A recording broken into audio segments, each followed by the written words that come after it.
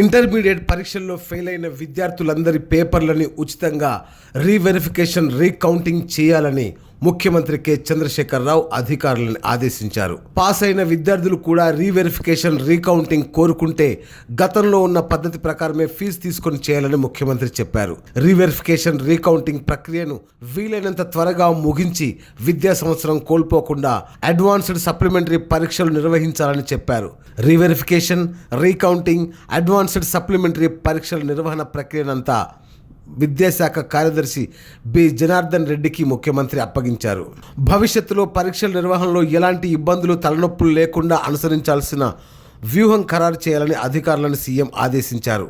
Intermediate పరీక్షల్లో fail అయిన విద్యార్థులు కొందరు ఆత్మహత్య చేసుకోవడం పట్ల ముఖ్యమంత్రి కేసీఆర్ తీవ్ర దిగ్భ్రాంతి వ్యక్తం చేశారు. ఈ ఆత్మహత్యల్ని అత్యంత దురదృష్టకరమైన సంఘటనలుగా సీఎం పేర్కొన్నారు.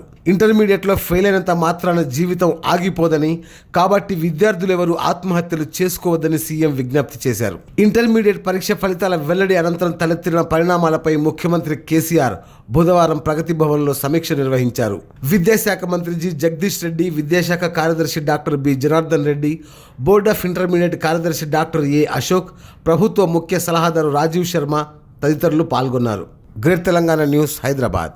నిరంతర న్యూస్ అప్డేట్ కోసం ఛానల్ ను సబ్స్క్రైబ్ చేయండి. పక్కనే ఉండే బెల్ సింబల్ ను క్లిక్ చేయడం మర్చిపోకండి. అప్డేట్స్ ని మిస్ అవ్వకండి. Thanks for watching. Please like, comment, share. Follow on Facebook, Google+, Twitter, Instagram. For more updates, please subscribe Great Telangana TV.